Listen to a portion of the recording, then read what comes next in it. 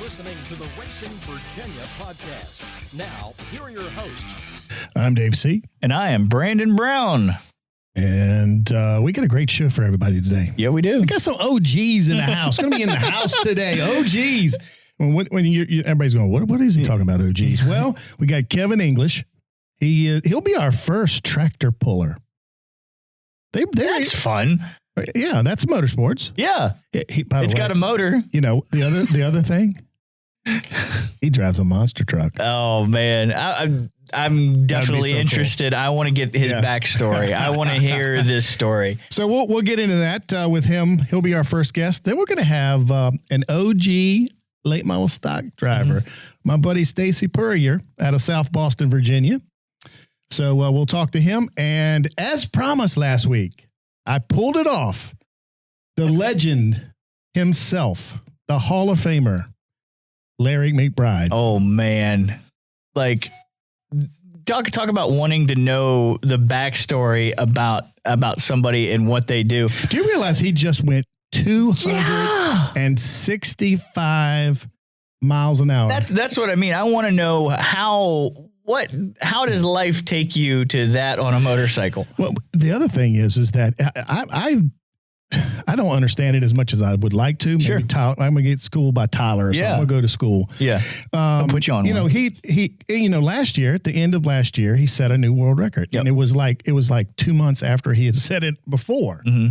Well, he had dropped it down. We're on the fastest pass ever, 5.50 seconds. Crazy. 200, but it was only 264 miles an hour. Yeah. Still a record. Mm-hmm. So he goes to the same place, South Georgia Motorsports Park, this year, and he runs a 567, but he sets the speed record at 265. Oh, man. So we're going to talk to him all about it. He's 65 years old, man. Yeah. That dude is rocking it. That is twice my age. And you will not find me doing that crazy stuff. If you need to, while we're doing everything, you need to pull up one of his of his videos, because I'm telling you right now, it is the most insane thing I've ever seen, and we're so we're going to be blessed to have him on the show. So we got some really cool stuff for you today. Absolutely. But before we do all that, before we get to the phone lines, we need to talk 75th. Yeah, we finally unveiled the 75th anniversary celebration here at Richmond Raceway. Something that I've been working on for a couple months to start to kick off. By the way, and good promo. Right. Oh, it came out of my head. Yeah, I know it came right out of my head, man. So, the whole, it's going to be our 75th anniversary at Richmond Raceway this year. We've been around since 1946 on the dirt. Yes. And we've, evolved into one of America's best racing facilities and short tracks. And doing some research, because that's what you do. Because my boss is on the, our historical committee? Yeah, historical committee. So I get to do all his research. Oh, that's the person behind the curtain. Oh, I didn't know that. So we did some digging. I never knew the very first winner of a race was in what at the time was IndyCar. Yeah. Yep. The open wheel, the big cars is what they called them. It was crazy. That blew my mind. Yeah. Yep, it was part of the same season. Tim Hahn, something like that. It was part of the same season that held the Indy 500. Yeah. It was the same series, which is pretty freaking cool. Yeah, that's the Atlantic Roar Expedition. Yes, was what it was called. And then 55, just some quick highlights. 55, Paul Sawyer, Joe Weatherly, and Paul Sawyer leased the racetrack. Mm-hmm. And when it started, Atlantic Rule? What's the next? Exposition. No, but they changed the name when they bought it. I'm trying to remember what it was. I don't have my notes in front of me. And then the next year, Joe Weatherly got a factory ride with Ford. So he couldn't afford to be at promoting the races. So Paul Sawyer bought out Joe Weatherly, and that's when it all started as the Sawyers building this thing. And of course, and then in 1998, the spring race, right at the spring race, Mr. Richard Petty? Yeah. I almost forgot. 1988. Yeah, 1988. Yeah. Not 1990. 1988. I was wondering where you were going. I was letting you go with it. Yeah. He got on a tractor over in turn 4. Yeah. Started digging. Uh-huh. And in literally a summer, they went from a half-mile dirt track or paved track, half-mile paved to a 3/4 paved. Yep. And wasn't the last race? Wasn't that the famous Dale Earnhardt? Not quite. Not quite. That was a year before. Okay. Because everybody's still talking about that. Well, see, those, I mean, the cars, the drivers and everything, like right in that middle to late 80s, like they all kind of looked the same. Earnhardt was in that Wrangler car up until then. On the Dale Jr. download, they had Darrell Waltrip. I had never heard the story about how all that happened. You know? Yeah. How it all progressed. I mean, coming on the last lap, and Darrell Waltrip was behind Earnhardt and had an opening. He was going to wait a little bit. Yeah. But Junior Johnson got on the radio and cursed at him and said, "You better pass his bleeping ass." Yeah. And then so he went to the inside. Yeah. And he said he should have stayed door to door with him. Exactly, because he could have doored Earnhardt up the track, went on one race, but he cleared him. Then he cleared him, and going into turn 3, he got hooked. Wasn't quite clear. Both of them wrecked, and Kyle Petty won. Yeah, Kyle Petty's first ever race. Isn't it crazy what races really resonate? Yeah, and kind of are iconic forever. Yeah. That's one of them. Yeah. In the whole sport, not just Richmond Raceway, but the entire sport. Everybody has seen clips of that. Yeah. Everybody has seen the aftermath, what Darrell said and everything. Like that was just one of those races that you go back and you can watch at any time and still So yeah, one of the many great moments. So give us an idea of what's going to happen. So the 75th anniversary celebration, obviously, like we are celebrating our fans, our moments, and everything that's made this place so special over the years. What we have in store is going to be some really, really great content. If you saw our video, go to the Richmond Raceway social media channels, check it out. It's pinned at the top. But what we're going to do is highlight the history of our track from the beginning up till the present. And we are going to get the fans involved. We want to hear their stories. So what we're going to set up. I don't want to give too much away, but I think Dennis already gave some stuff away in his media interviews yesterday. So I mean that's fine. I'll just give it all away. We're going to do the 75 greatest moments of Richmond Raceway, and we are in the process of picking those as we speak with our historical committee, which includes our good friend Randy Holman. Boy, he sent over a bunch of stuff. Don't give nothing away. I'm not. Don't give nothing away. But I mean, off the top of your head, there's some things that just really have to make the list. I mean, there are folks that have been around this area know that they had a couple of late model stock races. Yeah, here. And some people, and a lot of people don't know that. A lot of people don't know about the motorcycle races that they had. A lot of people forget about Let me tell you something. Yeah. Flat track motorcycle racing has a huge history here in the state of Virginia. Yep. In fact, you know what? I need to give some OGs that don't race anymore. Yeah. Give them a call and get them on and talk some flat track. So that's kind of cool. So because I know that a couple of guys here in the state that actually one of them lives in Colonial Heights. He helps the AMA, with their day-to-day operations. And you never know. You come across those people, and you could probably talk to somebody that's like, yeah, my grandfather raced back in whenever at Richmond Raceway, and be able to talk to them. So, and by the way, you're good. That was a good question you had the other day. Well, on the Race Virginia. And if you haven't seen it, folks, go to our social media platform on Facebook. And he asked, who is your favorite grassroots driver of all racer? Time? Yeah, and where are they from? Didn't have to be from here, but a lot of them were. Yes, and there's some good names. Yeah, and you know what? Mm-hmm. There's some names that we could probably get on the phone and talk to. Going right over here, Ray Hendrick at the top of the list, of course. I am going to call Ray and get him to get on. So sweet. Yeah. Hey, somebody even said Larry McBride. I saw that. Yes. Bill Dennis, Eddie Johnson, Paul Radford. I like to get Ray Hendrick. I like to get Eddie Johnson. Eddie Johnson has a storied career here, and he's still racing. Oh, let's do it. He's like Stacy Puryear. Yeah. Stacy Puryear has been around forever. I was so happy. I said, hey, I went through Messenger. I said, Stacy, would you like to do an interview? I don't know if you remember me from South Boston. Yeah. Dave C. He goes, oh, I remember you. I said, man, it makes you feel good. Always, when somebody says they remember you. But, we got to get this. We really need to get this show on a roll because we got 3 great guests. That works for me, man. Here today. And our guest on the phone is going to be the first tractor puller ever on the show in 3 years. And of course, that's fun to watch. I don't know if you ever watched it. Oh, yeah. I've been to a few. He is from Tappahannock, Virginia. He is a 14-time tractor pulling champion.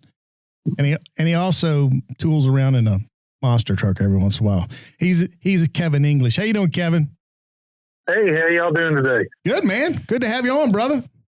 Build me up, make me feel like Ric Flair. Woo! Oh, man.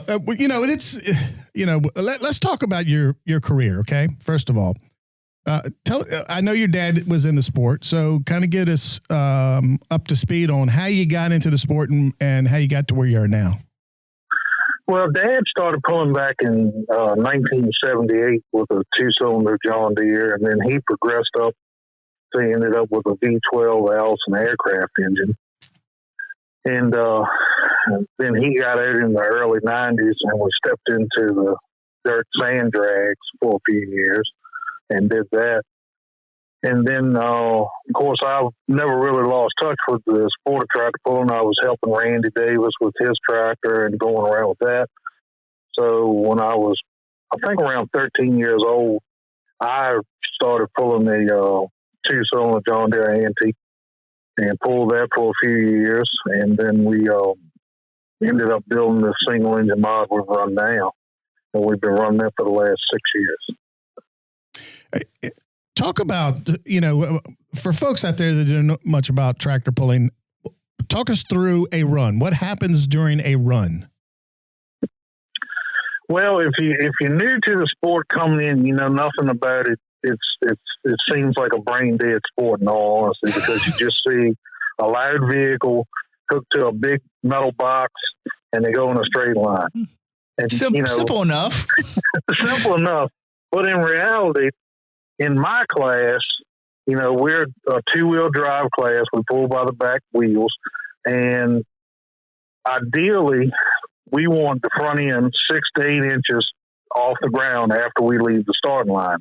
That way you transfer all that weight to the rear tires and you're planting those tires and hooking them just as hard as humanly possible.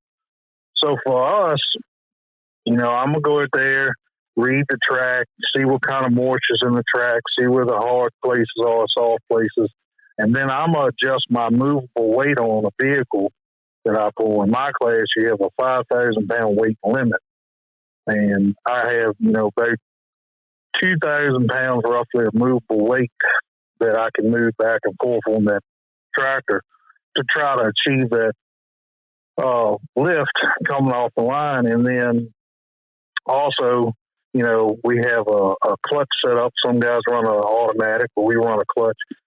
So through the driving of the clutch and the throttle, just how we leave the line and hopefully apply the maximum amount of horsepower that I can on the takeoff, because the sport has changed from back in the 80s and stuff like that, where it was more of a true pulling.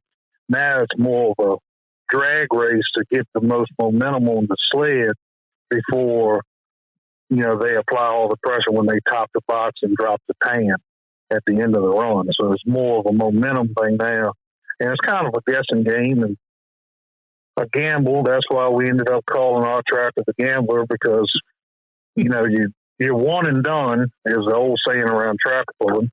And it's just kind of years of experience. I rely on my dad a lot. And of course, we'll butt heads, and he'll say, "Oh, I think you need this much weight on the front." And I'm like, "You sure?" And then I'll kind of go with what I want and end up missing the front end weight.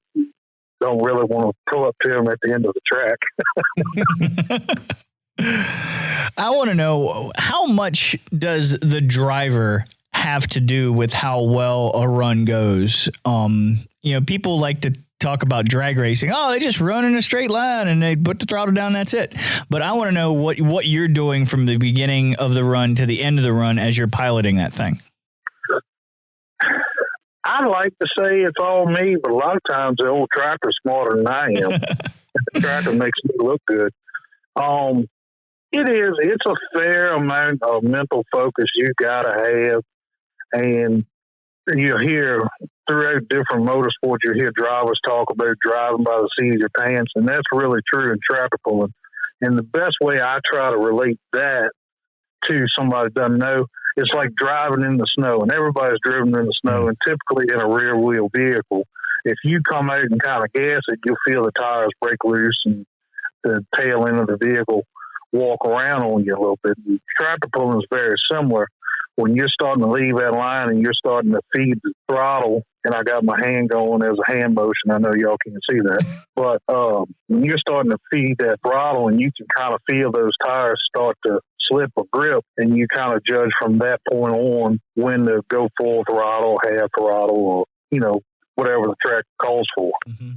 Makes sense to me. It's not, it's something that people probably take for granted, that with any form of racing, they think they can get on the track and they can hammer down and be successful, but it's a lot more to it than that.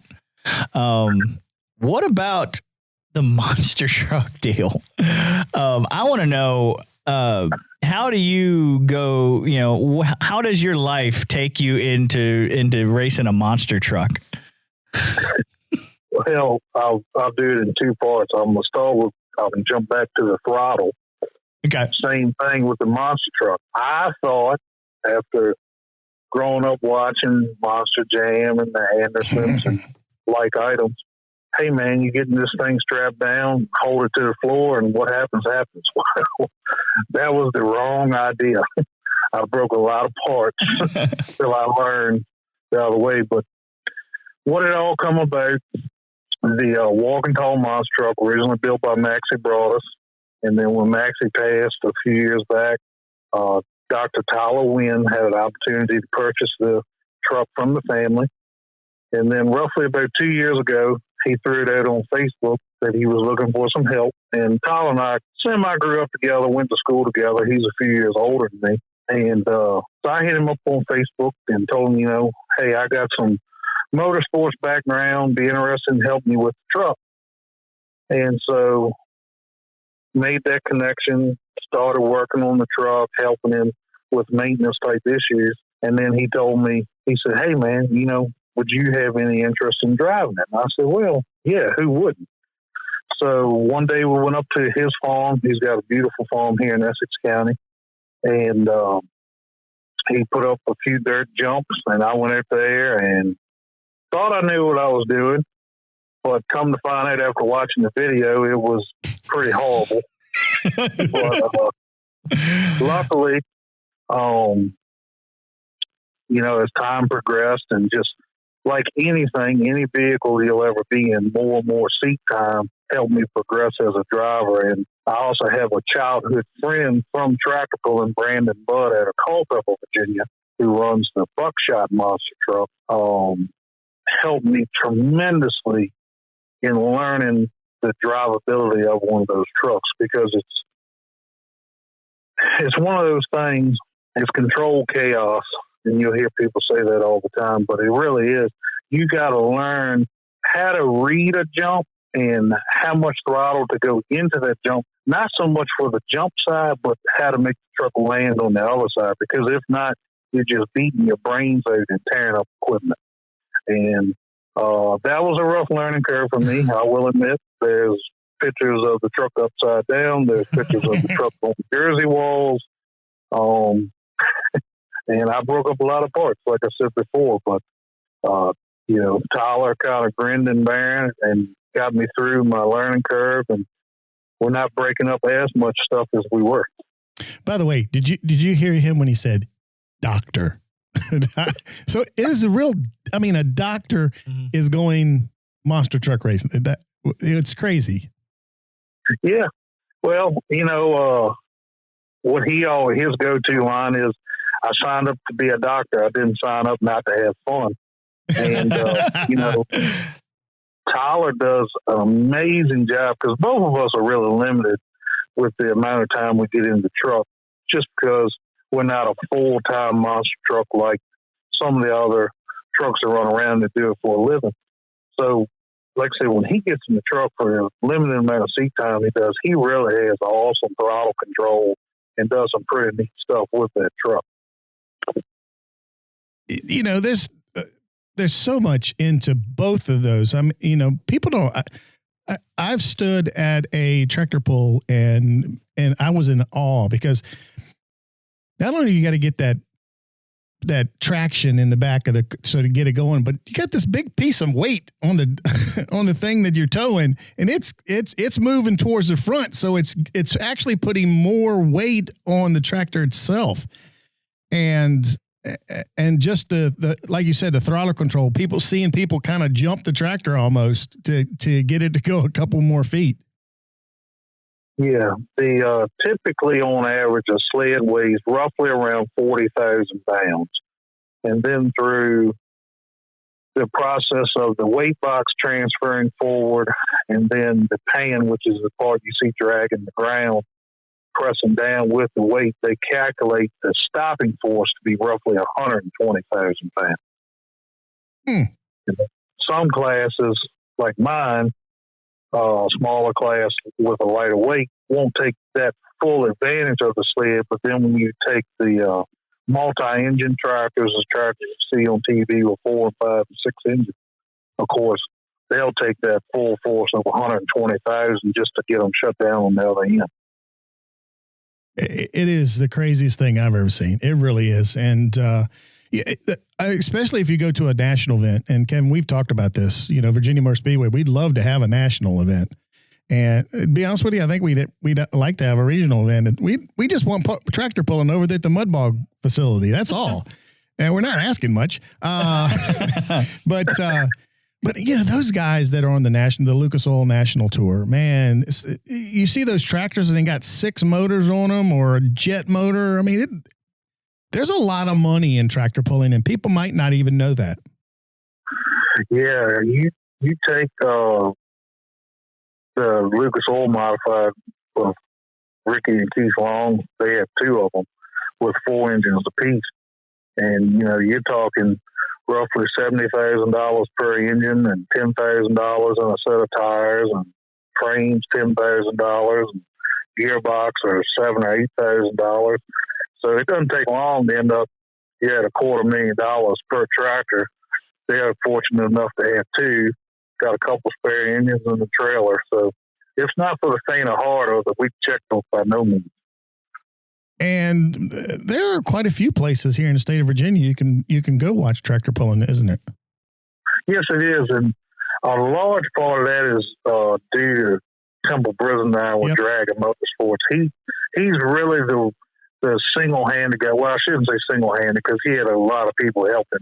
But his passion for the sport is really what brought it back into Virginia and brought it back to these county fairs and different organizations that had events back in the 80s, but it kind of got lost just because of, on the national circuit, everybody has these large haulers and tractor trailers, and the venues couldn't accompany the volume of equipment. Now, when you drop back to Dragon Motorsports, still got a lot of great quality vehicles, not knocking anybody by no means. But luckily enough, most of us come in a pickup in a gooseneck trailer or open trailer and don't take up You know, you can park 2 of us, 3 of us in a spot where some of the big guys would take up 1. It's funny. Back in the day, Bill Sawyer tells this story a lot, that they had the NMPA. Is that it? NTPA. Yeah, whatever. It's a bunch of letters put together. Well, the guy had one of those tractors that had like 6 engines on it. And the guy told Bill, I'll take you for a ride. Bill said, so they actually talked him into it. He got it, on the tractor with the guy.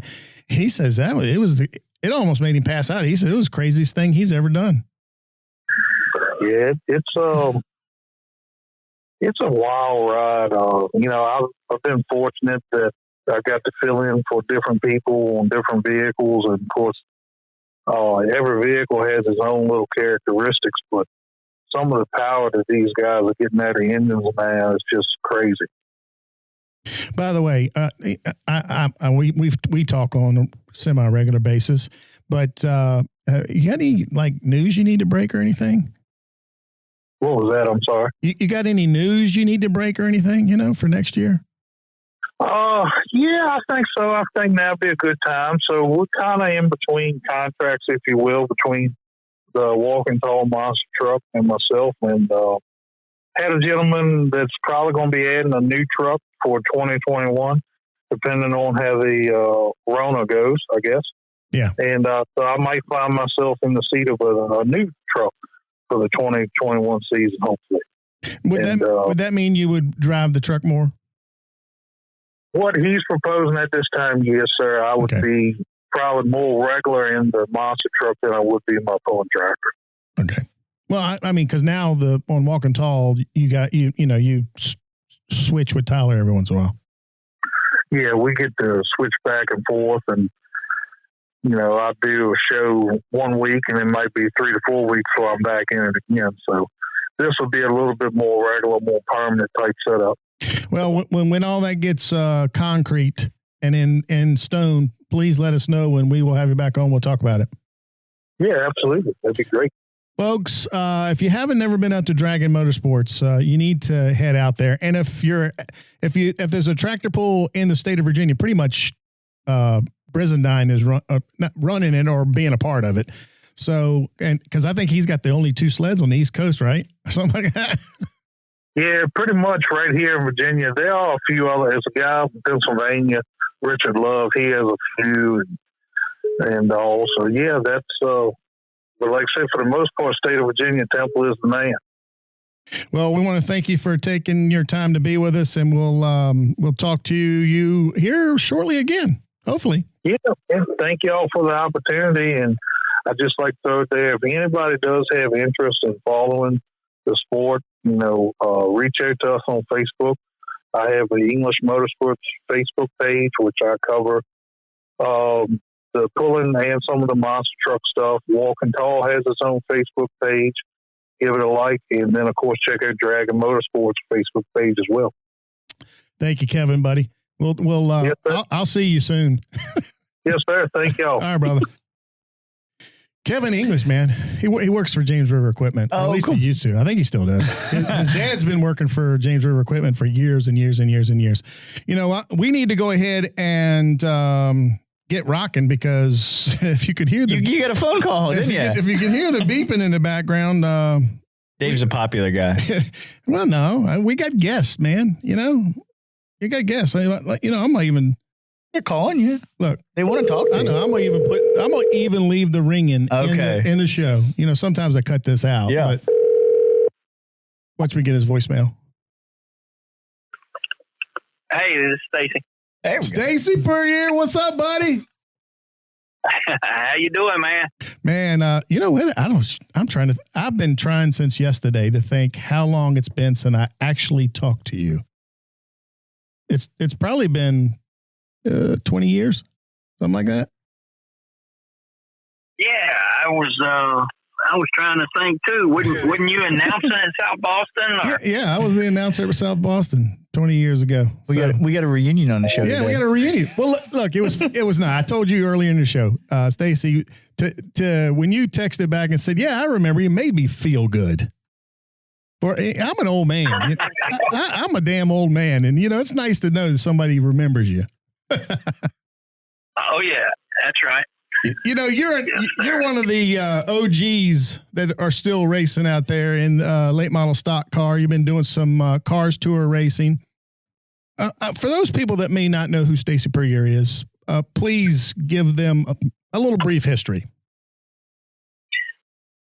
Man, I started racing, I guess it was in 1985, 86. Somewhere right along in there. Started out in the enduro racing. Those are not even around anymore. And moved up to the super stock division at South Boston, and moved up to the limited sportsman, and then into late model stock racing in the late 90s, and went Hooters Pro Cup racing. Drove for Black's Tire in 2000, 2001.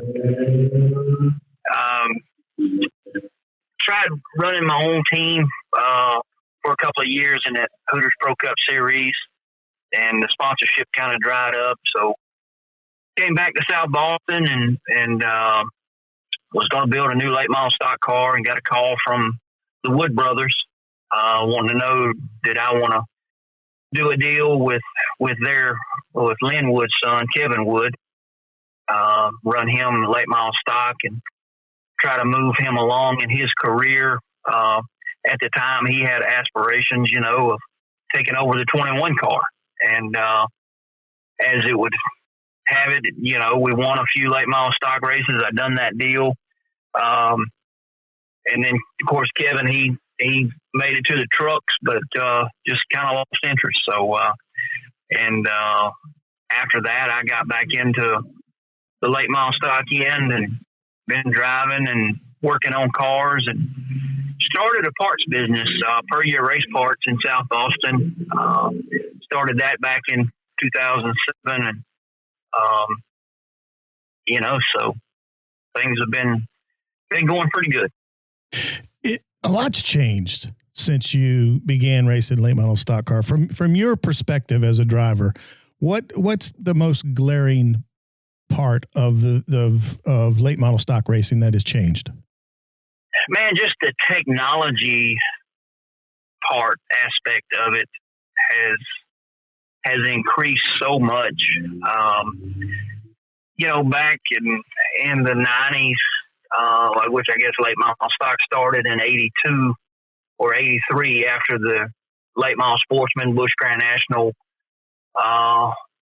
went to a national touring series, and late model stock took over on all the short tracks. It's amazing, we used to use stock calipers, basically, could build an engine for about $5,000, and, you can get you a good Rick Townsend car or a Jay Hedgecock car or, something like that. And boy, you could go, and if you worked on it and got that thing all lined up, you could win races. But nowadays it's gotten so much more competitive. Don't get me wrong, it was competitive back then as well, but the technology end with bump stops and pull down machines and just all of that. So many teams have full-time people that do it for a living now. I looked at that race at Florence the other week, and Ty Majeski won and Josh Berry was second. And, it's just nobody from the backyard that's doing it anymore. And I feel blessed. The Lord's blessed me to be able to do it for, I guess, run late model stock in higher divisions for the last, 25 years and allowed me to race the last 35 years and just had a birthday, just turned 50 not long ago. And man, I love it as much as I did when I was 16 years old, but, feel like I can still get it done. Matter of fact, this winter, we're going to build a new car, build a new engine, Feel like this may be my last one as a driver, and I'm going to give it all that I've got 100% to try to get back to being as competitive as I want to be. And I got a 16-year-old stepson that's coming along now. Got him racing in the limited division. Started him out at Orange County when he was 14 and moved him over to South Boston. Of course, South Boston didn't open this year, so we ran him a few times at Franklin County and one time at Ace. And, I don't know if he'll take over the reins or not. Still trying to figure out what he likes, what he enjoys the most.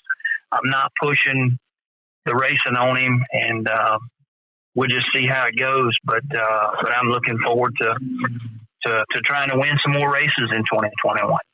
That was a nice segue into what I kind of wanted to talk to you about was as you hand over the keys to the new generation of drivers with all that technology, with the fact that there's not as many backyard, as you called it, racers as there were. How does that translate into a new generation of drivers and teams keeping the sport thriving for years to come? Well, you see it everywhere. You see it in the ARCA series. You see it in the Xfinity series, even into the Cup series now. Everybody's looking for a young driver. Naturally, everybody wants one with a lot of talent. But it's frustrating for an older guy like myself to see a 16-year-old kid come in that has never turned a wrench on a race car.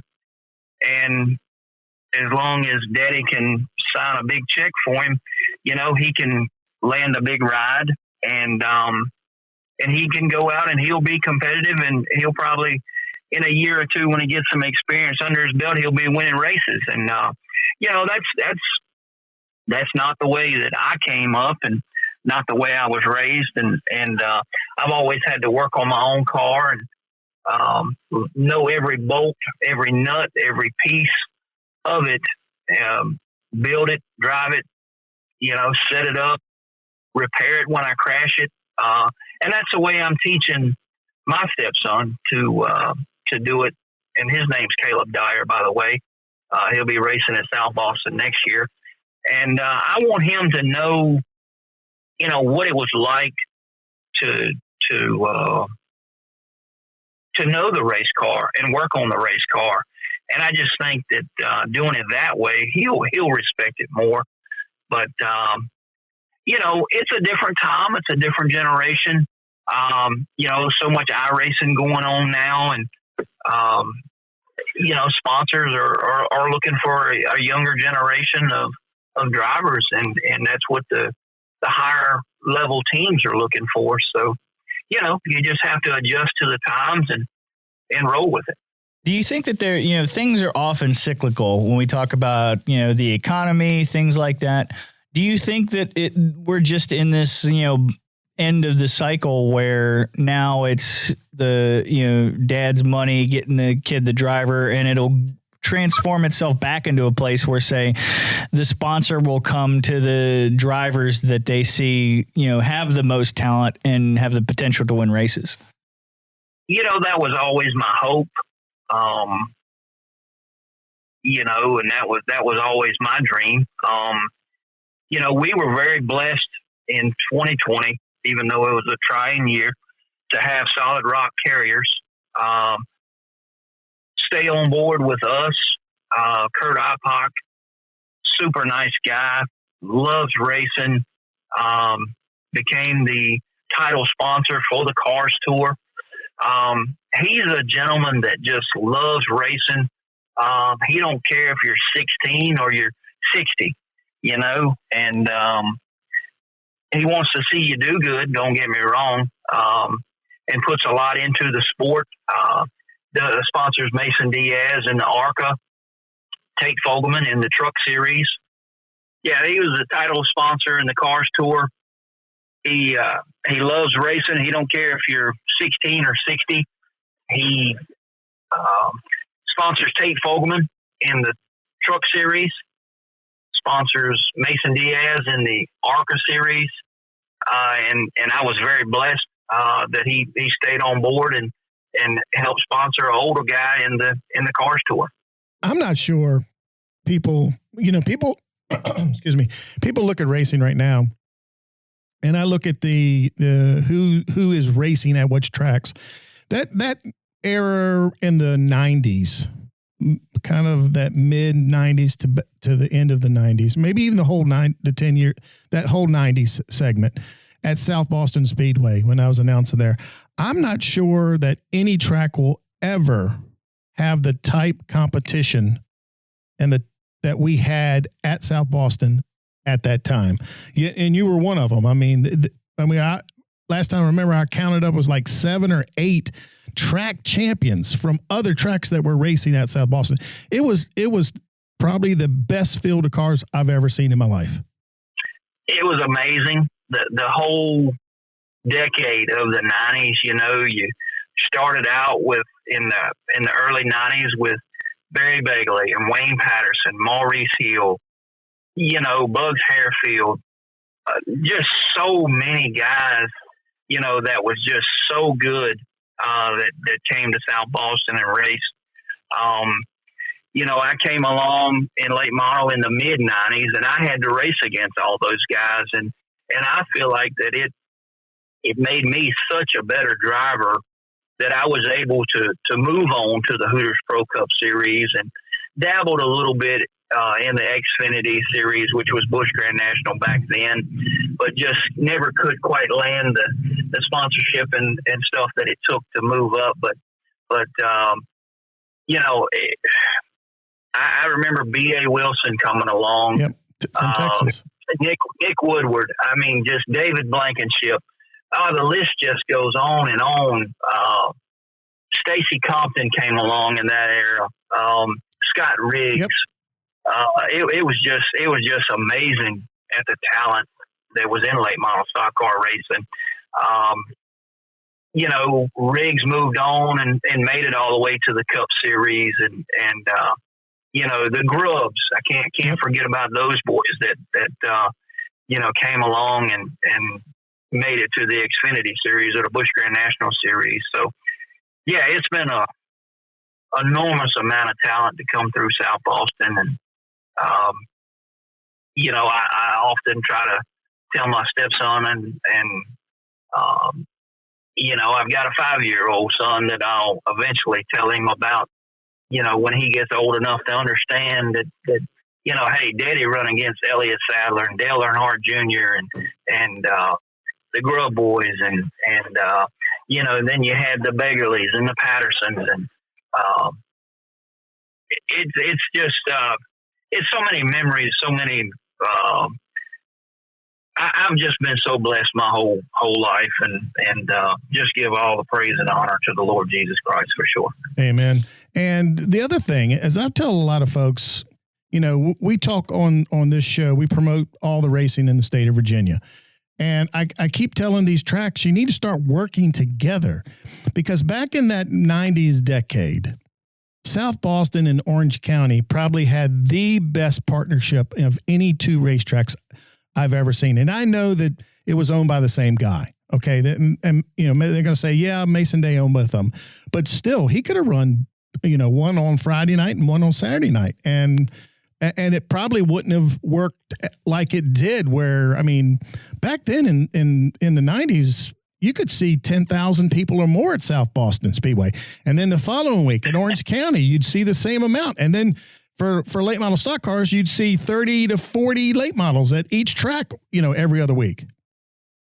Yeah, it was the heyday of racing for short track racing.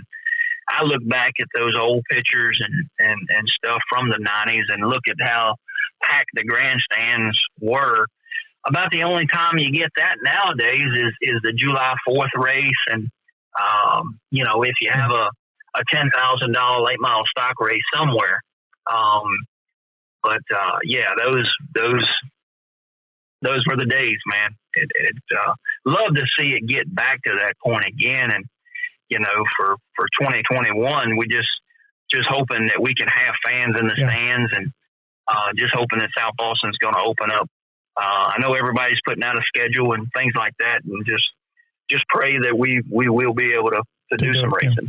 Now, you've always had a pretty good record at the Martinsville race. The finale there for late model stock cars.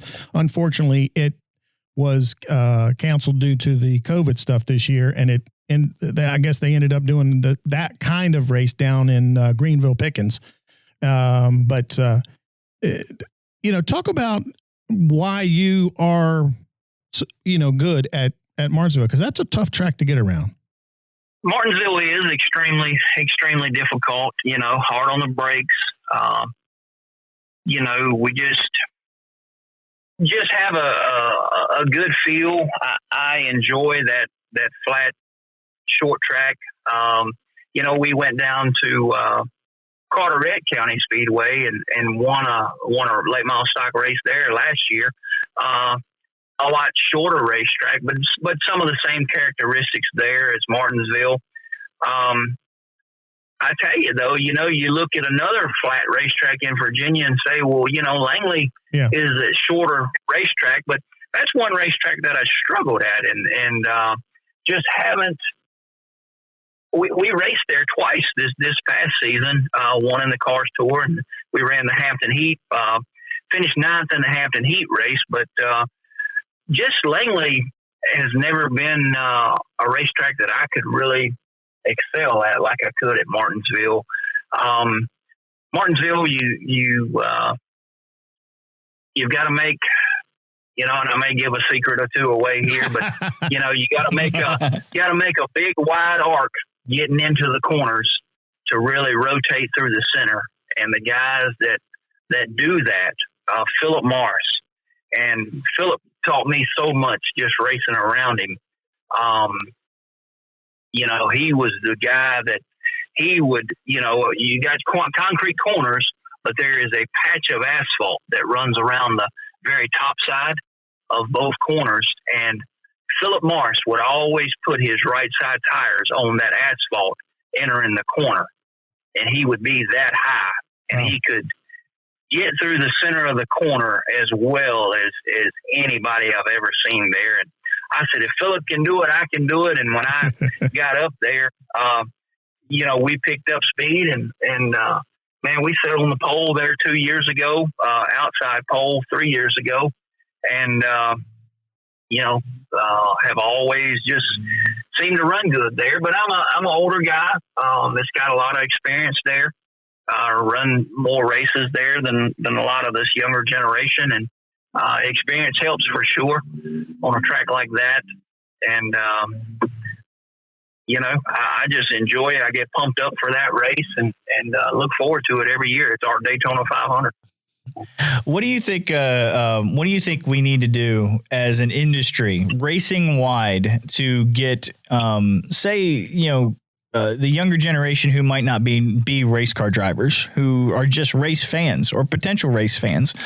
What do we need to do to get the younger generation involved and care about racing? South Boston Speedway, which is located in Halifax County, had a motorsports program through the middle school and the high school. In the 2010 to 2017, 2018 era. And they let that program go to the wayside. And I think you've got to go back and reach this younger generation, get them back going to the racetrack. There was a dirt track for go-karts right outside of turn 3 and 4 at South Boston. And that's where Caleb, my stepson, started.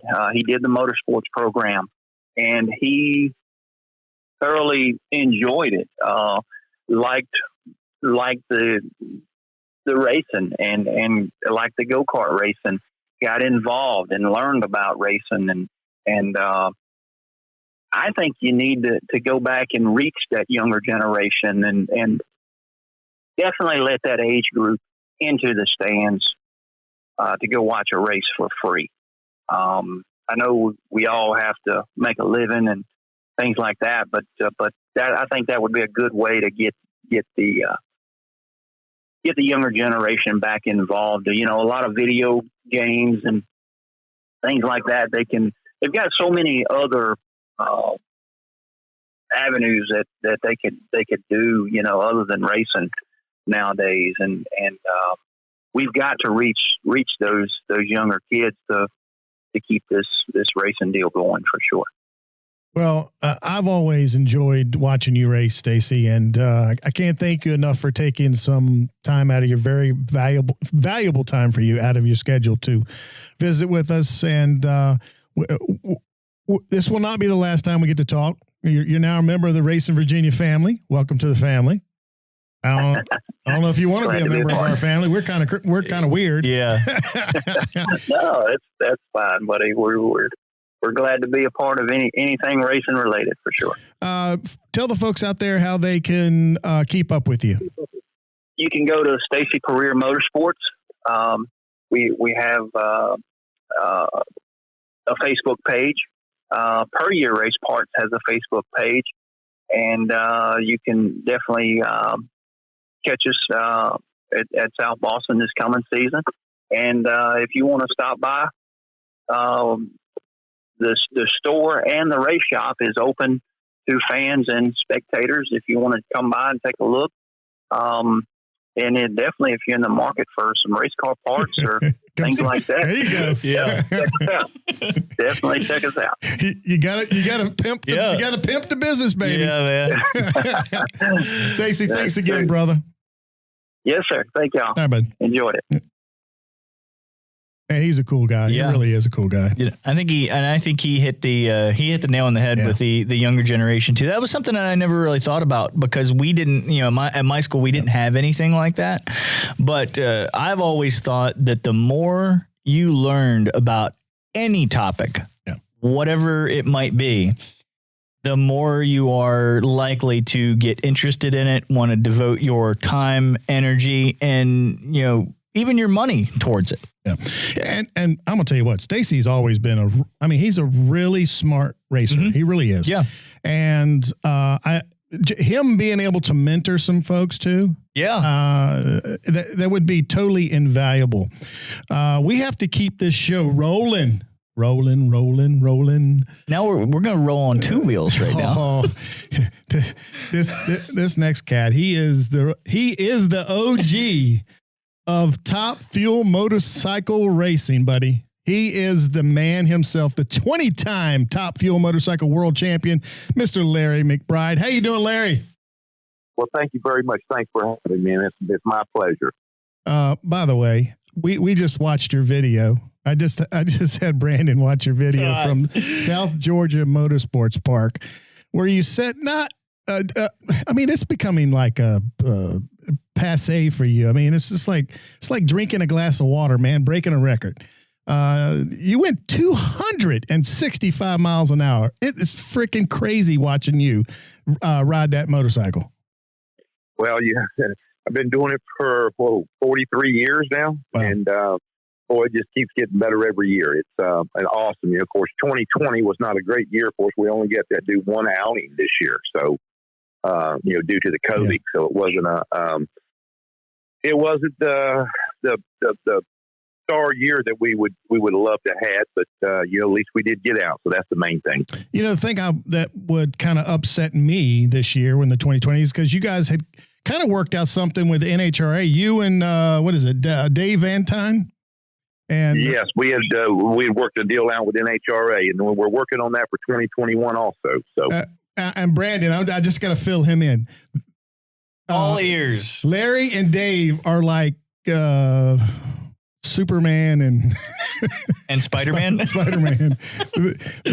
They are the two OGs and the two fastest in the sport. And to see them, you guys, I don't know what it is. I've watched some of the videos of you racing him, and it seems like that competition kind of pushes you even farther because of who that person is in the other lane. Oh, there's no question about it. I mean, we're really good friends, but until you get up there and get in the lights, and I don't like him no more. That's just so for about 6 seconds out of the day, you don't like each other? Exactly. That's the main. It don't matter if we're qualifying, we got to run each other. It don't matter if we're in a test run. It don't matter. We just it's all about who can get there first. It's all about bragging rights. Well, the thing that I like is that NHRA is. I mean, this is for the fans to see you two race each other. That is a spectator, a dream to see you guys do. Because a lot of times, if you're running bracket racing, something might happen. You might not both get to the finals, but to see you guys run against each other, I know the spectators are salivating at it. There was a lot of buzz in March when it was announced that you were going to do, I think, Atlanta and Richmond. Yes, sir. I hope Richmond's in the running for this year's as well, because I want to be there when you do it. Yes, sir. That's what we're definitely working on. Maybe the same two races, Atlanta and Richmond. Richmond for sure. And we're pretty sure it's all going to work out. We hadn't actually finalized all the details yet, but we're about 100% sure that we're going to be at Richmond. So we hadn't announced it just yet because we haven't got the final on it. We've definitely got some okays and everything's good. It's just got to work it into their deal and their budget. And I think everything looks good. So looking forward to it. Not that I want to tell everybody your age, but at 65 years old, what keeps you going? I mean, you were the first to break the 5-second range. So what keeps you going? Is it just you enjoy this riding the motorcycle, or is it that pushing that envelope even farther every time? Well, I'm 63. So. 63, okay. but it's as long as I can still do it, and I keep myself in pretty good shape. So as long as I can still do it safely, we feel really, really good about it. And not only that, it's a major part of my living. So it's hard to make a living when you can't race. Because my business strives on selling race parts, and when other people can't race, then I'm not selling parts to them. And but the main thing that keeps me going is I enjoy it. I really like the adrenaline rush that it does for you, and to be able to still have that at in your 60s is a great feeling. Well, I want to go back about 43 years or so, and I want to know what the process was like to get you into the place you are right now. When did you start riding motorcycles, and when did you start thinking, hey, I want to go 100, 200, almost 300 miles an hour down a racetrack? Well, I started riding motorcycles back when I was probably 5-6 years old, and on up in my teenage years, I raced motocross, and then I think it was in 1975 I started racing dirt drags here in Virginia. Over at Glades Park and Greens Raceway and Disputana, Virginia, all over the state of Virginia, we run dirt drags. And in 1978, I got a chance from this local guy, a boy named Squeaky Bell, that offered me a ride on a Nitro Harley, in the dirt. So I took that deal and rode for him for I think 3 or 4 years, and then he built an asphalt bike actually in 78, and I rode it in 79. I rode 79-80, and then he got out of it, and I started racing for a guy in North Carolina, a guy named Danny Johnson, and I raced it on an inline 4-cylinder like I ride now with a supercharger. And I went to went to Indianapolis to the U.S. Nationals. That's back when our top fuel bikes was a class in NHRA. And my very first race out there, I ended up running up to a guy named Bo O'Brocta. And, once you get the nitro bug, it's hard to get it out of you. It's just, it's hard to explain, but it's the challenges now of trying to make everything work. All the technology we have today and, all the new electronics we have, and it's just crazy what you try to do to make everything work. That begs the question. What has it been like over the years keeping up with that technology and staying fast and staying up with everything that you had to do to keep learning?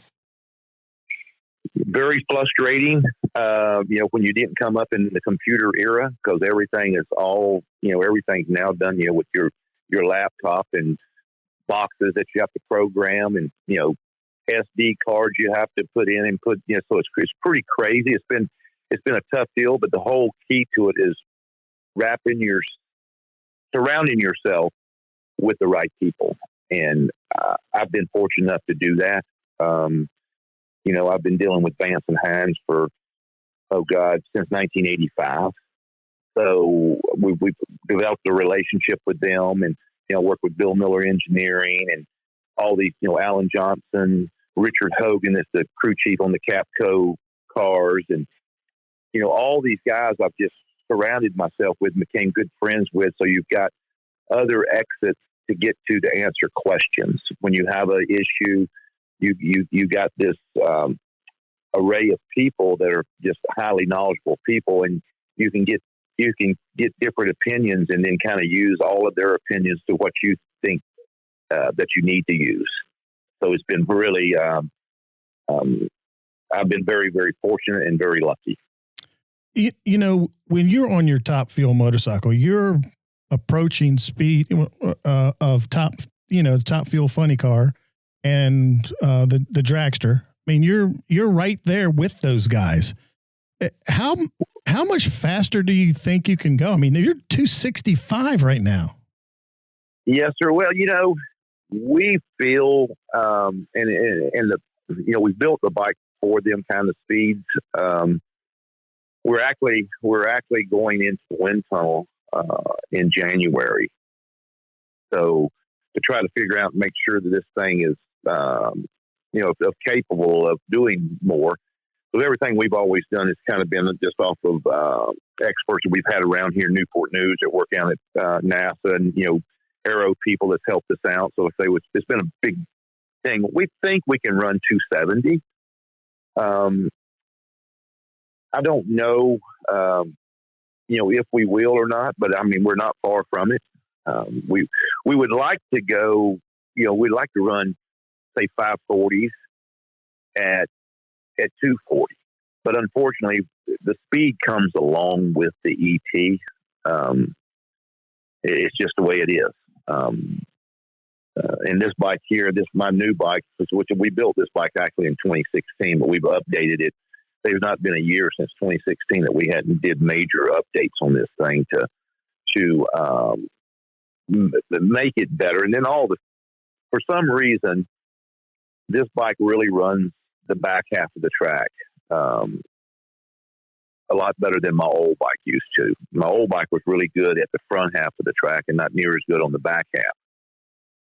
Now this bike is not quite as good on the front half, but unbelievable on the back half.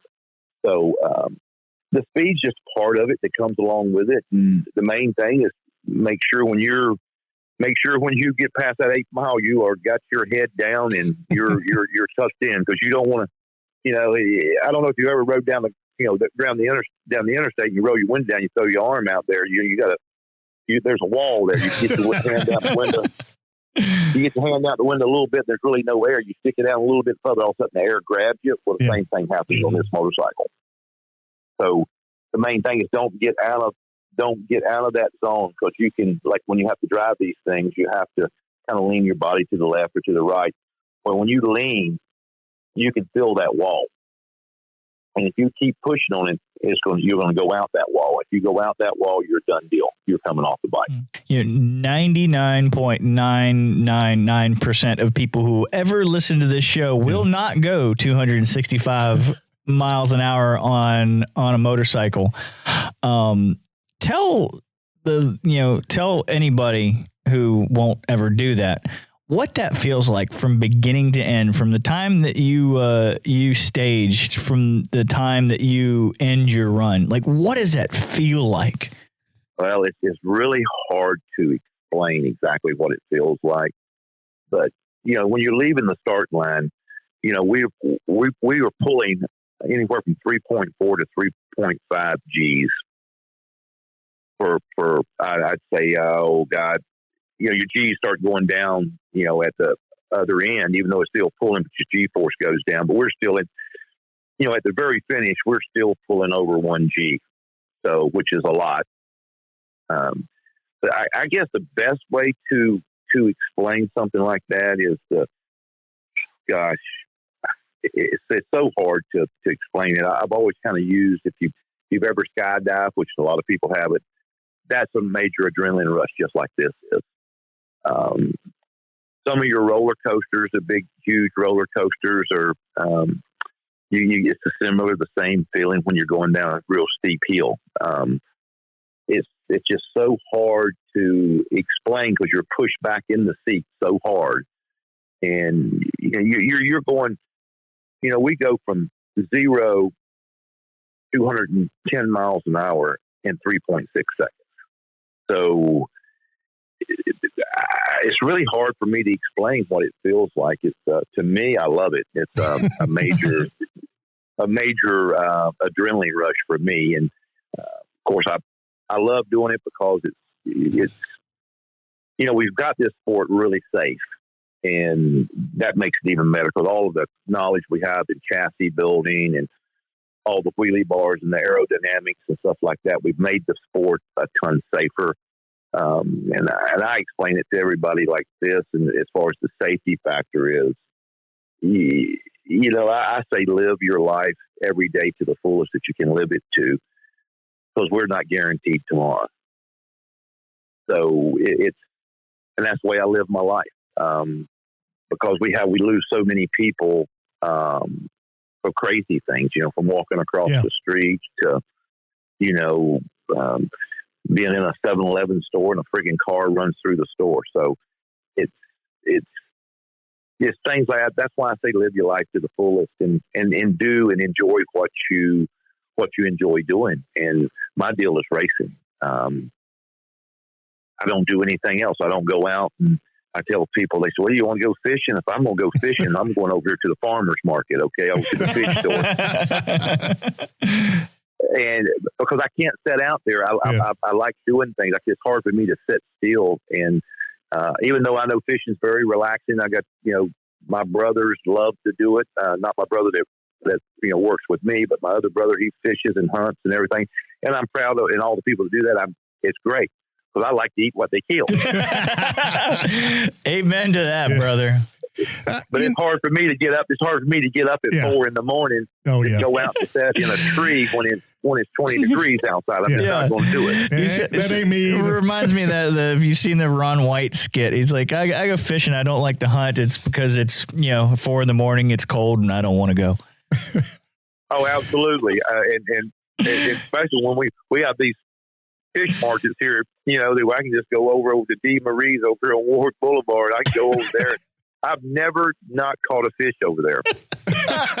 You walk in the door, man. Because living in Newport News, man, there's a lot of seafood, so you don't have to get in a boat. No, and the little town I live in is is Pocosin, which I'm sure you've heard of that. Mm-hmm. And it's a big fishing town, a lot of fishermen and stuff, and I really don't have any problem getting fish. So all my friends are fishing, and you got. And I love oysters. I got friends that are oysters and, that oyster, and I got friends that clam. So it's pretty easy to get all of that stuff. So I don't really have to go out and do it. Even though we have got to, my grandkids, take them out and clam and stuff like that, because that's a lot of fun. So we appreciate the invitation that you haven't given us yet to come down and eat some seafood with you and meet your friends. Well, because that sounds wonderful. I have an open door anytime y'all want to come down. I got a big backyard, and we can go out and grill out some We can do everything. Shrimp, whatever you want to do. We can do shrimp, a live show do a live show from the McBride house. Yep. Yeah, we can do a live show right from the house, and we can, have a nice bonfire. We can do the whole deal, man. We can have a lot of fun. I ain't gonna say we might not have a Michelob Ultra or two. So you got to bring it. You got to bring a designated driver. That's okay. We can do that. We can do that. We've talked. We talked earlier about the speed that you're going 265, and it's approaching right there with the funny car. If you go up against a funny car, what do you think the outcome would be? Well, we don't run. We don't run nowhere. It's close. Because them guys are still at 300 plus miles an hour. That would be something sitting next to one with them. Oh God, yeah. We're running comparable to an alcohol funny car. Okay. More so than the top fuel rails and drag. Our mile an hours are right there with the alcohol car. So I don't know if I would want to run up against a car just because I've not raced cars since I was, racing over here in Suffolk back in many, many years ago. Just because it's so dangerous to race a car, because they're really, especially a funny car, they're really all over the racetrack. Where our stuff is pretty darn stable. Compared to a alcohol funny car or compared to a nitro funny car. Yeah. Our stuff is really more stable than what their stuff is. And I think that's probably a misconception too, is because you're on two wheels. Like everybody would think a car would be much more stable than a motorcycle, but that's just not the case apparently. No, it's definitely not the case. Because the cars, I don't know, and I don't have an answer for, they don't have a lot of downforce like a top fuel car. But, because a top fuel car, within 1 second, 1.5 seconds, they got 7,000 pounds of downforce. Where a funny car don't really have a ton of downforce. It's kind of like a pro stock car. They don't really have any downforce, or a pro mod car that don't really have a ton of downforce. Not that we have a ton of downforce. It's just the way the aerodynamics works with the way we're cutting through the air. We don't have a big of we're cutting a finer hole through the air than what a car is. They got a lot of disturbance compared to what we have.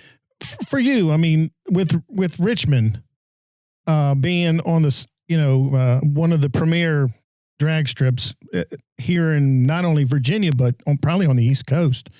What is it like for you to be able to go there and run close to home? Man, it's awesome just to see all the people from home that don't get to see me race. To be able for them to see it in person instead of having to watch it on a video. And not only that, T-shirt sales are pretty good locally. Yeah. So it's great to see all my friends and have them in the. So I kind of run an open pits. I've always been a guy like that. I don't. I don't really try to rope my pits off. I more run an open style pit to let the fans in and friends and and over the years I've become friends with a lot of fans. Yeah, and it's something that I've always tried to do because some people that's in my situation, I think they get a big head on them and forget where they come from.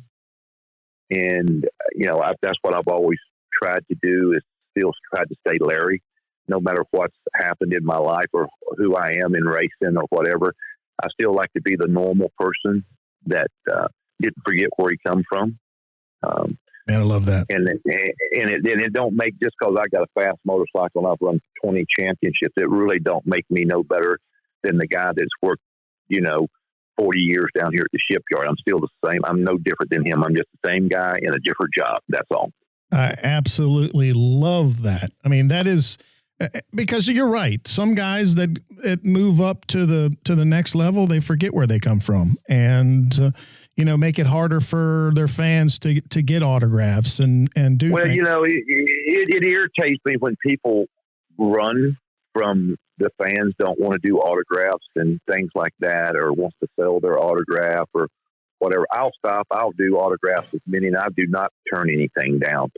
But what irritates me with some of the guys is they're the ones that pick the sport that they're in. Yep. So they knew what they were getting into before they got into it. So you should support the people that support you, and don't be rude, and you just can't be. I mean, it's pretty weird is how it works. And, you know, my nephew actually plays for the Dallas Cowboys, right? Oh, and give him a shout out. What's his name?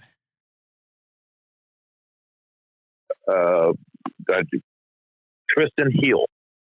All right. I'm gonna have to check him out. Yeah, he is a big old boy. He got drafted a couple of years ago.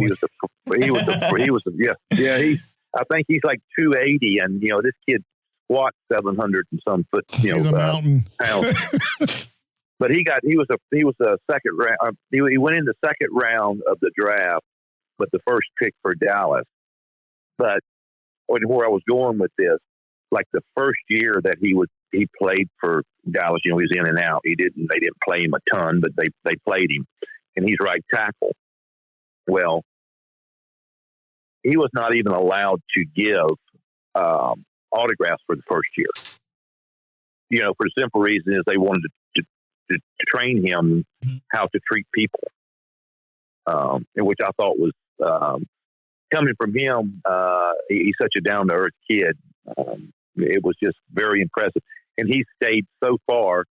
Other than he just got hurt a few weeks ago, ACL, but he stayed. You know, what I'm liking about him is he's staying the same kid he knew when I knew him when he was just, you know, a baby. Right? He's still the same person. He's not got the I play for the Dallas Cowboys. I'm better than you are. You know, and I get irritated with people that are like that because they chose the sport. You should be there for the fan. If all possible. I understand you got to take breaks and different things, but still you should not, you know, some people are just rude to fans. And that's one thing I love about drag racing. Most of the people that I know are not like that. That's what I was going to say is I've worked a bunch of drag races and with the NHRA folks, and they're some of the most approachable people and nicest, and you know, you just love to see when they're done warming up their car, they will walk over and sign 20, 30, 40 autographs, even as far up as the John Forces of the world will do that. And I think it speaks to the type of people that are in the drag racing community. Oh, there's no question about it. That's the whole key to drag racing is fan friendly. You know, it's a little different than the NASCAR and stuff like that. Even though I've been a major NASCAR fan for a lot of years because all my, you know, buddies, and I'm sure y'all know the Edwards boys, you know, They live out there where I do, and they're both very, very good friends of mine. And, you know, Mark works, and it just goes on and on to all the round track racers that I'm friends with that are super. You know, I grew up with Ricky Rudd, you know, racing motocross. So I'm a major supporter of it. I don't always agree with, you know, how, no matter how bad your day is, you should never walk away from a child, ever. I don't care if you just totaled your car and the guy slapped you in the face. If it's a child come up, you should stop and take your time and at least say hello, because now you got a fan for life. That's how you build your fan base. Now you, that's one. Okay. I want to go back to something. You know, he's got a connection with a Virginia Hall of Famer. Yeah. And, you know, Ricky Rudd. You know, a lot of people don't hear his name anymore because when he left motorsports, You know, yes, sir.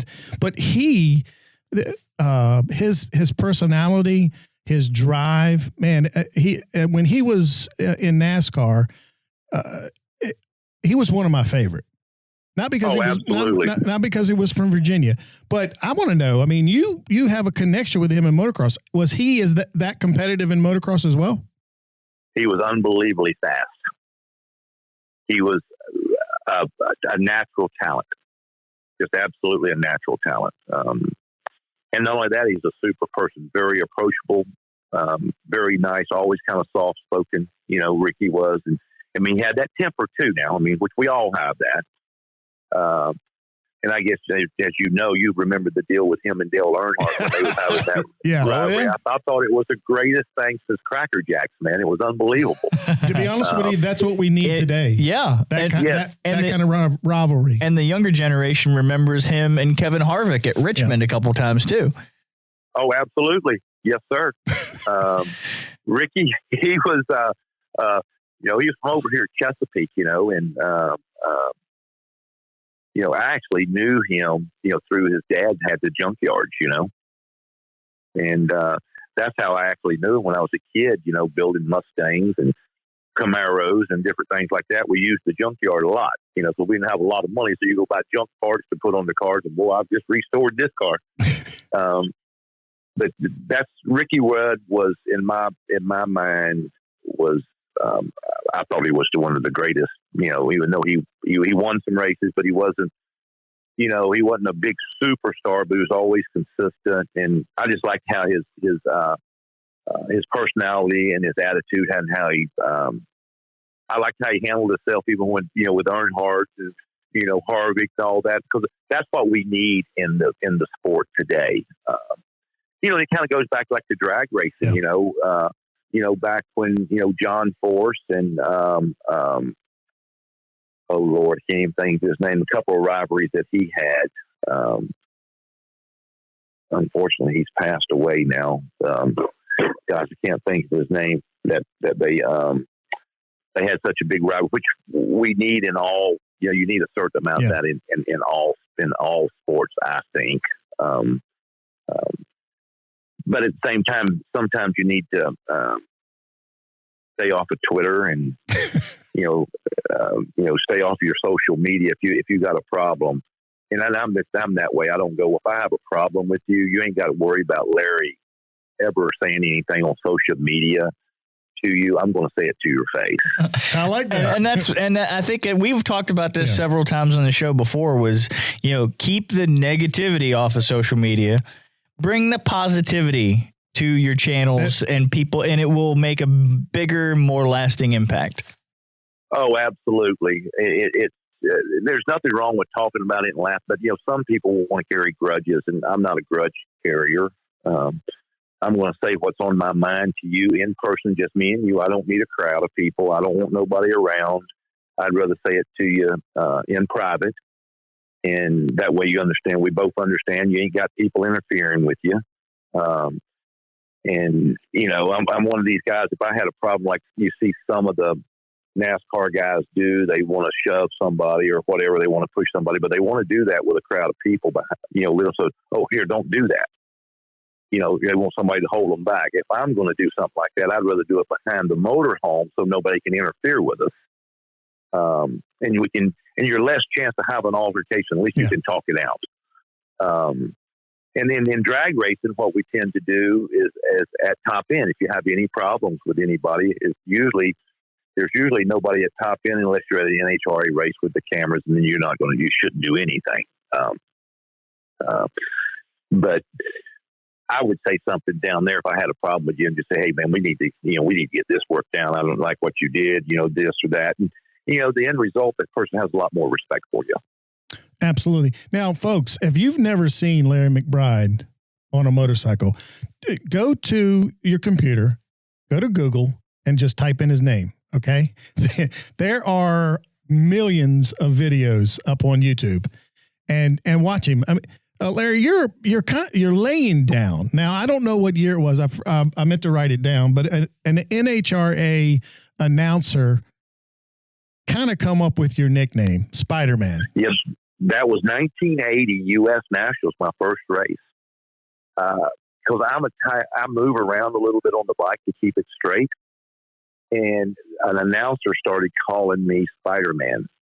He says, he's all over this thing like Spiderman, and it just kind of stuck with me ever since 1980, and it's been a great nickname, and it's really went well with all the kids. I probably have more fans that are young children than anybody, and I absolutely love it. It's to be able to to do that. But that's how I got my nickname, just how I ride. And because folks, if you go and look at the videos from head to toe, he looks like Spider-Man. His, the helmet and his uniform looks like Spider-Man. I mean, it is, like you said, Larry, it is a perfect nickname for you. And I remember, I don't know what year it was. There was some issue where the people that owned Spider-Man weren't real happy, but I know it got worked out. We went through a 3-year deal with that.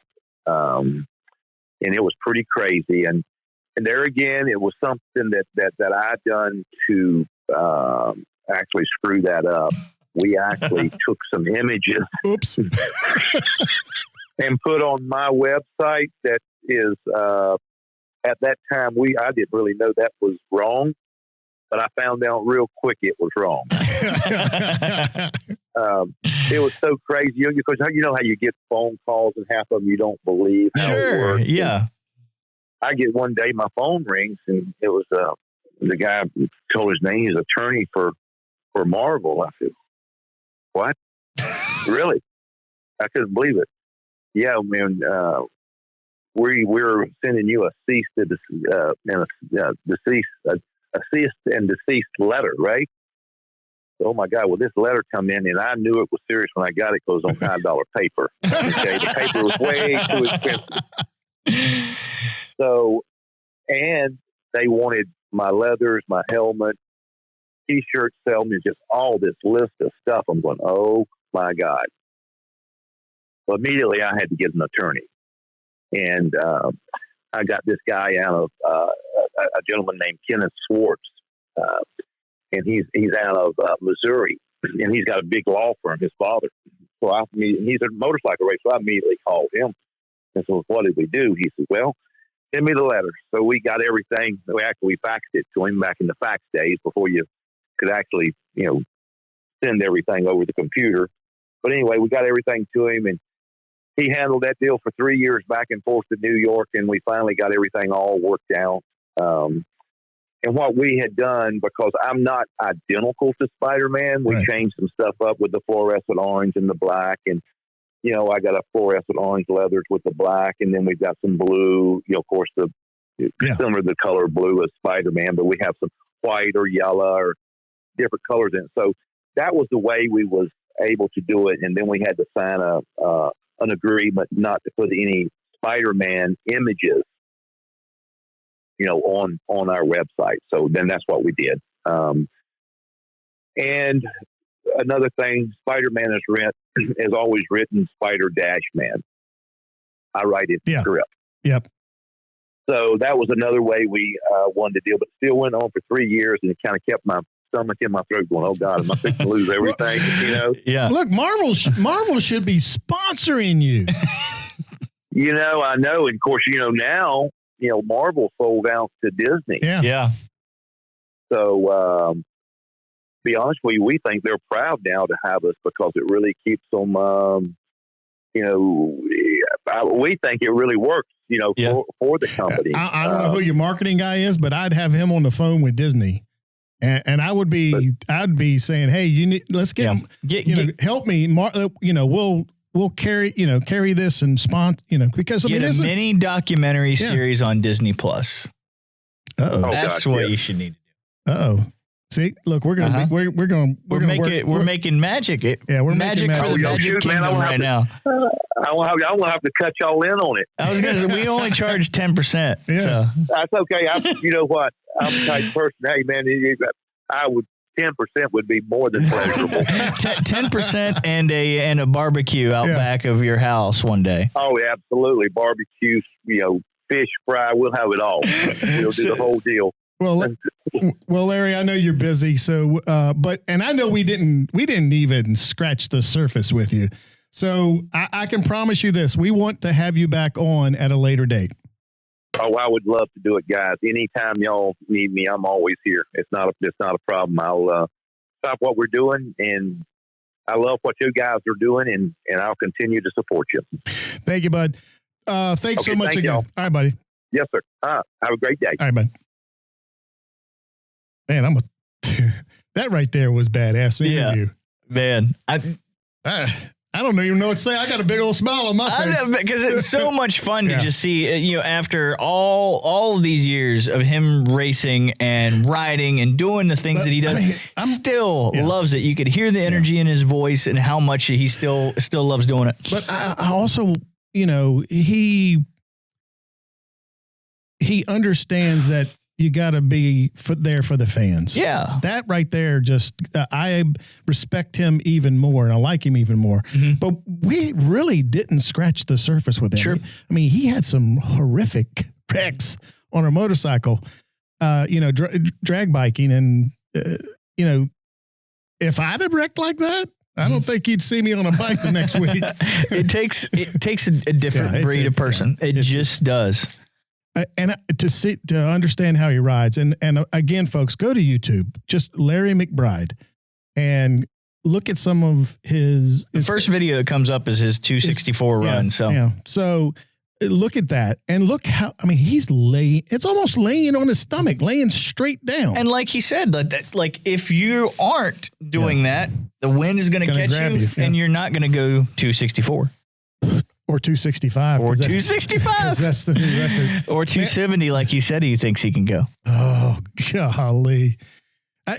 He keeps breaking the record. And it just keeps going. And that Dave, Dave Vantine, I think he's the guy that's kind of pushing Larry. Mm-hmm. Because Dave's kind of hitting those kind of times and speed as well. Well, that's the thing, man. You always need somebody to push you. Yeah. Like Magic and Bird, baby.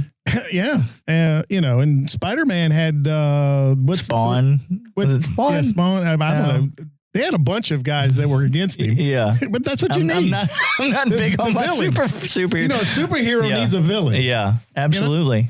Yeah. And it's the same thing in motorsports. And we were talking about Earnhardt and Ricky Rudd. Like you need somebody to take you that extra step. Yeah. You know that? When we were talking, when he said Ricky Rudd, we both looked at each other and we're like, I know what you were thinking. You were going, we need to get Ricky Rudd on. We got to get Ricky Rudd on. Yeah.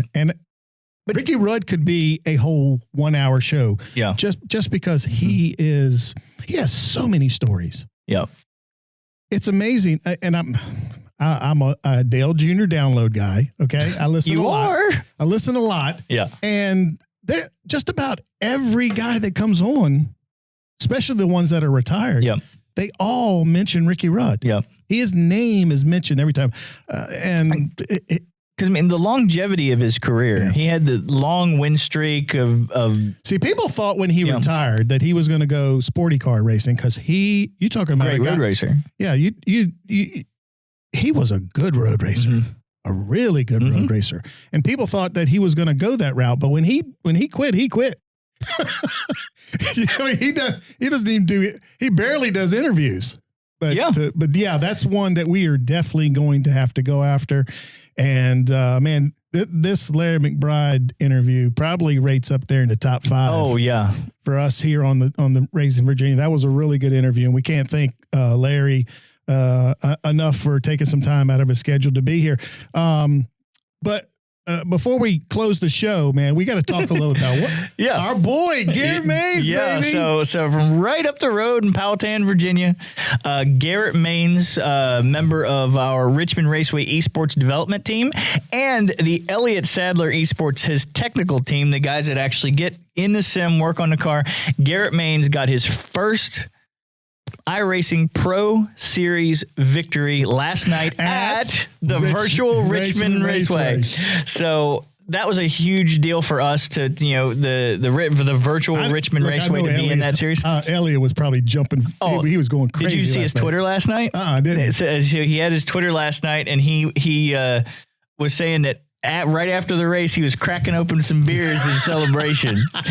And it was funny. I texted Elliot last night, congratulations, and he didn't get back to me till 6:30 in the morning. I was laying in bed, and I get a text message. I was like, who who the hell is this from?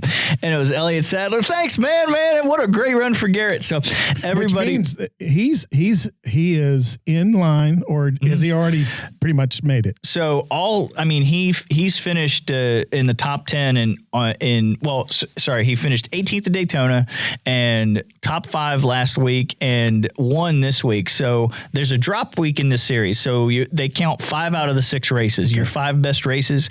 And he is, if he runs just decently the next couple of weeks, he's going to make it into the eNASCAR Coca-Cola iRacing Series, that's the big which league. Is the big league. Yeah. So we're really excited for that.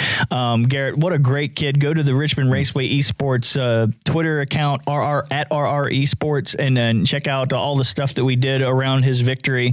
And it was just really cool because he lives right here. Yeah. In Racing Virginia, and races not only in the sim as one of the fastest guys on iRacing, but he also races in real life as well. And it's not like he's just the fastest guy on asphalt. He does everything. Yeah, he does everything. Yeah, he's in the top Rallycross series. Rallycross. I was going to get ready to say he's in Rallycross series. Yeah, so congratulations to Garrett. Really great night last night. We were too excited for him. And not being a downer, man. Our boy Zach. Or Zach. Yeah, Zach Novak, anybody doesn't know, Zach Novak, who is part of the Richmond Raceway Esports team as well. 2019 Coca-Cola champion. Raced for us last year, and the Coca-Cola series relegates the bottom 20 drivers to have to come back into the series. So Zach is racing in this series, running 4th last night. Guy in front of him blows up, and he runs in the back of him, nowhere to go. And then a few laps later, his engine expires and he finishes like 35th. Like the worst luck I've ever seen. If you've seen the luck that, say the 8 car had last year when Hemrick was driving it in the Xfinity Series, or the 60 car a couple years ago with Briscoe, Majeski, and Austin Cindric, that is the type of luck that our guy Zach Novak has had. But he's going with our buddy Jimmy. They're going to the Snowball Derby this weekend, and they're going to have a good time down there in Florida. Florida, yeah. So that is a good time. I know a bunch of people going down there. Yeah, I mean, that's on my bucket list. I haven't been. I want to go very badly. I want to go there, but I tell you, my number 1 bucket list is the Chili Bowl. It's on my list. All right, give me, as we close the show today, what races? Give me 4 or 5 that you haven't been to in your life that you want to go to. I know mine. I haven't been to the Snowball Derby. Okay. I haven't been to the Chili Bowl. I'm trying to think of. I've been to a lot of races. Yeah. Have you been to Indy before for the 500? I haven't been to Indy. I would like to go there. Yeah. And to be honest with you, I've been to the Daytona. Yeah. I was going to say, I hope Yeah, I've been there. All right. Because I went as a guest for Hoosier a couple times. But those are the kind of the 3 I think that I, big races that I've never been to that I would really like to go to. So we're all on the same page. I like to go Homestead. Yeah. Homestead is phenomenal. Just because it's a beautiful place to go. It is a beautiful place, beautiful track. I know they moved the race date into early in the season, but if you ever get the chance to go to a race weekend in Homestead, it's phenomenal. All right. My bucket list. Yeah. Number 1 on my bucket list is the Chili Bowl. Yeah, I want to go to the Chili Bowl. I want to go to the Snowball Derby. I want to go to the Indy 500. I've been to the Brickyard, but I have not been to the Indy 500. I want to go to Indy. I want to go to Monaco. That's dreaming big. Okay, that's really big. Yeah. That's really dreaming. I want to go to Monaco, and I want to go to the Bathurst 1000 in Australia, the supercar race. I like those guys. Yeah. That I want to go Those to. Supercar guys are crazy, man. Yep. I was following Mark, like when Marcus Ambrose went back to race. You talk about rough. Oh my gosh. I mean, and they don't complain. They just beat each other up. I mean, they will door you in a heartbeat. Yep. That's some of the most fun road racing on the planet you'll watch. Oh yes, it is. Yes, that's it is. Fine. That's what I got for you.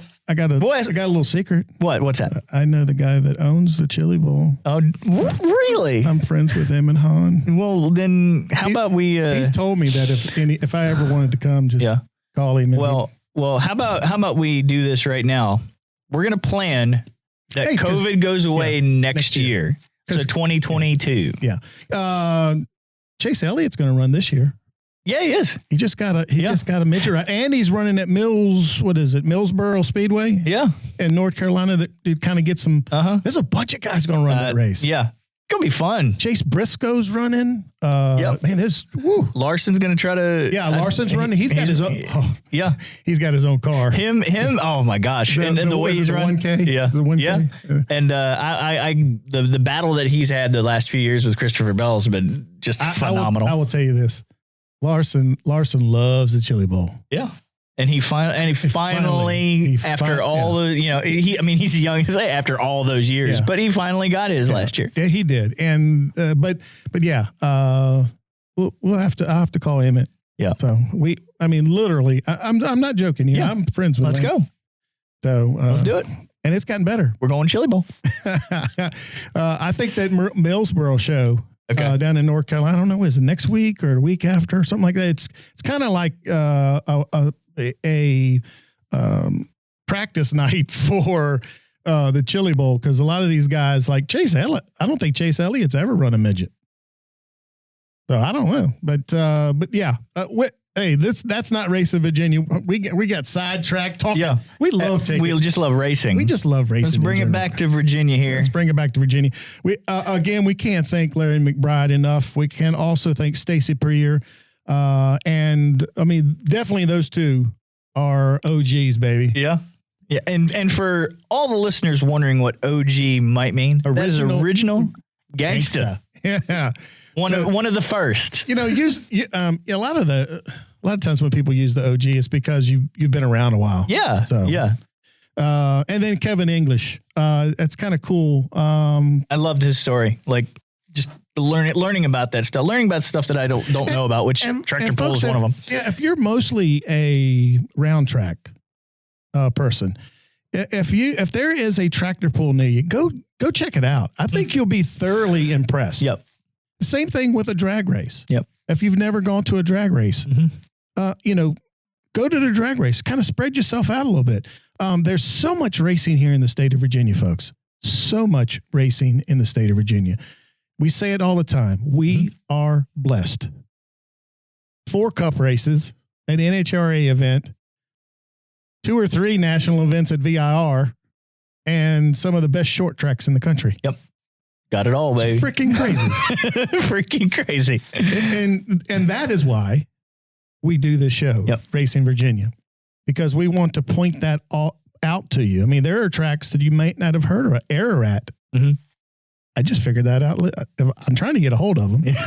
If anybody if anybody is listening that knows the folks that own Ararat, tell them I am desperately trying to get a hold of them. We're going to show up on their doorstep one day. I really want to talk to them because they ran all year long with their dirt track out in the western part of the state. And, you got to give them a big thumbs up for, trying to get things going and having events for the drivers. You got to cross our fingers, folks. Wear your mask. Yep. It's not a political statement. Just wear your mask, because if we all wear our masks, maybe this stuff will go away, and then we don't have to worry about not being able to race. And then we get to race next year. Novel idea. Let's do it. Let's do it, because I don't know if I can last another year. No. This has been the weirdest year in motorsports. And you know what? It's almost over. We get to hopefully reset things next year. I am probably going to have quite a few drinks on New Year's Eve just to get rid of 2020. I want to drink. Well, I don't want to say that, but I want to drink so much that I forget 2020. Yeah, it was just this very weird fever dream for 366 days. Yeah, we just skipped it. Yeah, skip it. All right. But again, thanks to Larry McBride. Thanks to Stacy Puryear. Thanks to Kevin English for being on the show. Thank you, the fans. For Brandon, I'm Dave saying, don't forget to keep racing, Virginia.